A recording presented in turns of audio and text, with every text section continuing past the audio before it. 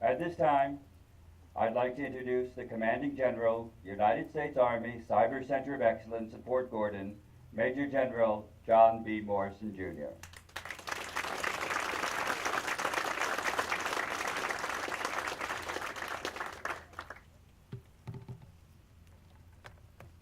Good afternoon. Welcome to the United States Army's Cyber Center of Excellence in Fort Gordon, the future home of U.S. Army Cyber Command.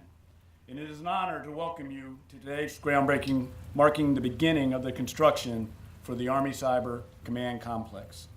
I'd like to also welcome our special guests. Secretary Fanning, thanks for joining us. Thank you, sir, very much for bringing the rain. We've been in a bit of a drought. And in accordance with that old Army adage, if it's not raining, you're not training. General Nakasone, General Farrell, General Semonite, Command Sergeant Major Bruns, and Mayor Davis, and Mr. Garland. In addition, I'd like to thank all of our community leaders and partners from across the central Savannah River area for taking the time out of your busy schedules to be with us here today. This is indeed a monumental day and the next step in the transformation of Fort Gordon. In 2013, the Army made the decision to station Army Cyber and the Cyber Center of Excellence here at Fort Gordon. The Army's commitment to co-locate ARCYBER and a significant amount of its operational forces with the Cyber Center of Excellence is a demonstration that exceptionally close synergy and integration between the operating force and the institutional capabilities that support it are absolutely critical in this dynamic, ever-changing domain of cyber. This close linkage and special relationship will enable the continuous integration of operational lessons learned into training and doctrine. This will provide an unparalleled opportunity for our soldiers and our civilians, allowing them to learn the capabilities and operational techniques of our adversaries in real time and then rapidly turn them into lessons learned. This will be the start of providing trained and ready soldiers that arrive at Army Cyber Command mission ready. The beginning of this critical capability and synergy was marked recently by the graduation of the first Cyber Basic Officer Leadership course with 21 brand new second lieutenants branched into cyber, all of whom will serve in the Army Cyber formation. Today's ARCYBER facility groundbreaking ceremony is a culmination of nearly 5 years of hard work to integrate the planning, design, and development of an operational headquarters that will not only enhance the Army's capability for cyberspace operations, but also enhance the partnerships with academia, industry, and the local CSRA community. The opportunities provided by the continued expansion of cyber capabilities at Fort Gordon are tremendous. Over the next decade, the Army will make significant investments, including the upgrading of the facilities at Fort Gordon to support its critical training mission. World-class facilities with world-class training for the world's best cyber operators. The region and Fort Gordon are on a journey together. The potential economic impacts to the community, in addition to the jobs created by Fort Gordon's growth, provide the area with tremendous opportunities and will enhance the CSRA as a desirable place to work, live, and raise a family. This will take all of us working together. As we move forward, there is nothing but opportunity, and working together with our great partners across the CSRA, we can continue to meet the needs of our nation and our Army while facilitating the growth in the region. The construction of the ARCYBER headquarters is one more step in reaching the Army's and this community's and our nation's cyberspace goals. And now I have the distinct honor to introduce the ARCYBER Commander, Lieutenant General Paul Nakasone.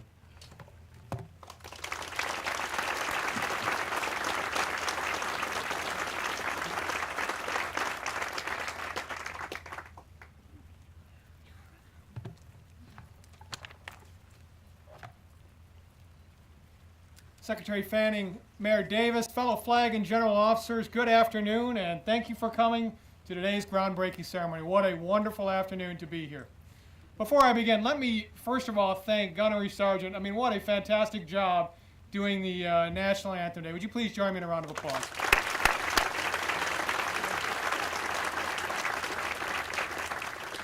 So today is a great day for our nation. It's a great day for our Army, Fort Gordon, and especially for Army Cyber. Today's groundbreaking represents a series of investments that will create unparalleled opportunities for the Army and its contributions to our nation in cyberspace. For our nation, today is an investment in our national security. This future building, the Army Cyber's Command Complex, will serve as a center of gravity for Army cyberspace operations to protect our nation and our national interests. It will strengthen our bonds with critical partners at the National Security Agency. It will also spur a constellation of partnerships with the interagency, intelligence community, international, industry, allies, and academia. For our Army, today is an investment in future readiness. This $180 million facility will build on the tremendous momentum the Army has generated in cyberspace over the last 6 years. We are constantly growing operationally, institutionally, and in preparation for the future fight. It will ensure that our teams, both offense and defense, train, plan, and operate in a state-of-the-art facility equipped with cutting-edge technology, enabling them to provide superior support to joint and Army warfighters. For Fort Gordon, today is an investment in the post-future as the hub of Army cyberspace operations. This facility will allow us unprecedented collaboration and partnership with Fort Gordon's Cyber Center of Excellence and our cyber mission forces. Fort Gordon exists within a vibrant hub of American innovation. This complex will draw top-tier cyberspace thinkers, researchers, developers, and talent to work in service to our country. And for Army Cyber, today is an investment that will ensure the Army remains the elite force in cyberspace. No domain changes as rapidly as cyber. Consider, in 4 short years, when we move into this new command complex, our Army networks will be more secure, agile, scalable, and resilient than we've ever known. We will have trained and employed thousands of more soldiers and civilians that will support their careers with an adaptive talent management plan, reward initiative, and aptitude, and make the Army the premier employer of cyber talent.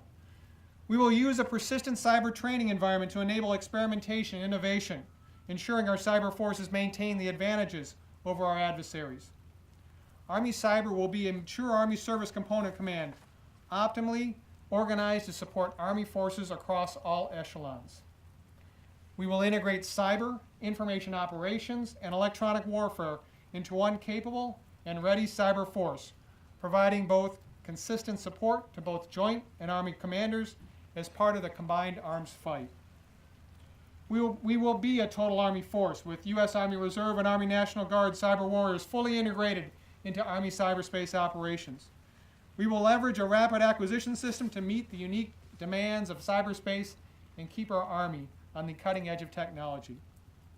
So, today marks a major leap forward on the road to achieving greater readiness, resilience, and strength for Army cyberspace operations. More importantly, today represents a turning point in our nation's and our Army's ability to project power in cyberspace. We send a powerful message that the United States Army is ready, willing, and able to defend our nation and our national interests, to defeat our adversaries in the land and in cyberspace, and to protect the freedoms we enjoy today, tomorrow, and into the future. Thank you. Army Cyber, Army Strong.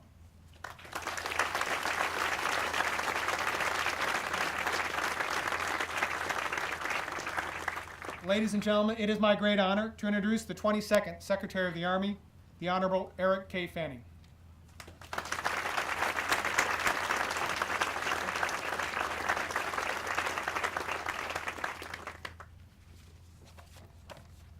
Good afternoon. It is a great day, despite the rain, to be here at Fort Gordon and in Georgia, a state with a long-standing history and relationship with the Army. And history is important, particularly when it comes to the defense of our country and our allies and defeating our adversaries. History gave us numerous examples of radical advances in technology that have had a profound impact on warfare and on our national defense. A century ago, several innovations were catalysts for the most destructive conflict the world has ever seen. World War I introduced and demonstrated the awesome destructive power of the machine gun, the tank, and the airplane.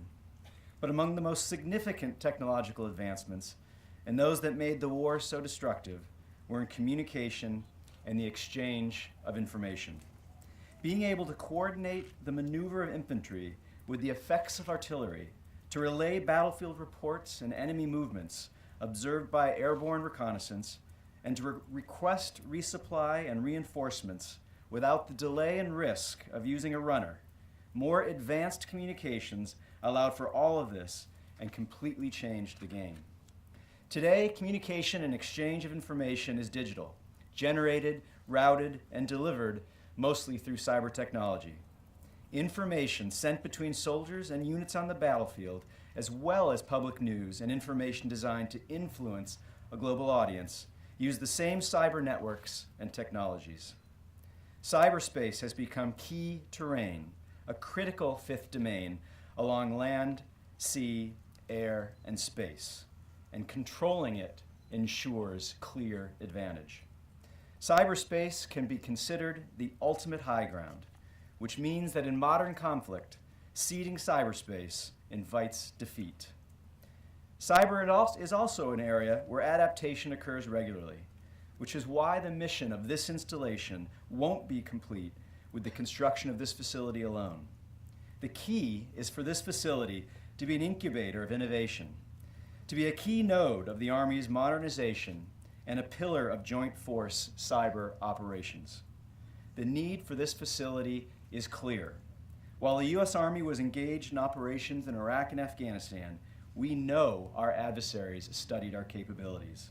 They looked for vulnerabilities. They embarked on an ambitious modernization effort to narrow the technological gaps between our forces. And they were strategic in identifying where they could best close capability gaps. The U.S. Army remains the most dominant land force the world has ever known. We have no equal. But we've seen Russian forces employ offensive cyber and advanced electronic warfare capabilities with a new degree of sophistication. The Army's overmatch against a potential adversary is not what it once was in several critical areas. It's not what it needs to be. And for cyber, a domain that will only grow in importance, the need to invest and modernize our operations is imperative. Today, not only has the terrain changed, but so have the players. We must now protect ourselves from nation states, non-state actors, criminals, and black hat hackers, while simultaneously waging our own offensive cyber operations. This is not the battlefield of the future, it is the battlefield of today. So what we're building here won't be your typical government facility. It will be the U.S. Army's premier warfighting platform for cyberspace operations. It is the weapon system that will ensure our cyber warriors go into battle with the tools they need, and so that all of our soldiers can operate in a more secure environment. This facility establishes a single location for multiple cyber organizations and Second Army that are currently split across 9 locations. The result will be that over half of the Army's cyber mission teams will be stationed here at Fort Gordon. The consolidation of cyber warriors and resources will demonstrate that the Army is once again on the forefront of technology, that we are innovators and drivers of development. It will facilitate cooperation with our partners from industrial and technology sectors, helping us to remain connected to one of America's greatest sources of strength, its ecosystem of diverse ideas and innovation. It will also provide us a more expansive view of technological and capabilities as they develop, and the opportunity to build bridges between the Army and innovators as we together develop solutions to address emerging threats. The design of this facility also exemplifies the Army's commitment to innovation and energy security. This platform has been planned, designed, and will be constructed to achieve the highest performing sustainability standards. For our soldiers, that means enhanced mission effectiveness. It will also reduce the Army's environmental footprint. And because we must protect against cyber attacks to our infrastructure, it will ensure energy independence that guarantees continuity of operations. Eventually, this building's critical power requirements will be met by the 30 megawatt photovoltaic generation project completed early this month. This will allow Army Cyber Command to operate independent of the current commercial electric grid. Additional energy stewardship efforts include electric vehicle charging stations that charge at night when electricity is at its lowest cost. Our cyber warriors are in this fight today. By constructing this facility, we show the Army's recognition of the critical importance of this fight. We are demonstrating to the American soldier that the Army is committed to providing the critical capabilities they need so that they can accomplish any mission we ask of them. We are demonstrating to the American people that our commitment to fighting and winning the nation's wars extends to cyberspace, to protecting commerce, communication, and critical infrastructure that allows our nation to thrive. We are demonstrating to our adversaries that no matter how warfare may change, we intend to fight, win, and dominate. In keeping with our cyber's mission set, we intend to degrade, disrupt, destroy, and manipulate any enemy. Thank you, and Army strong. 5, 4, 3, 2, 1, dig.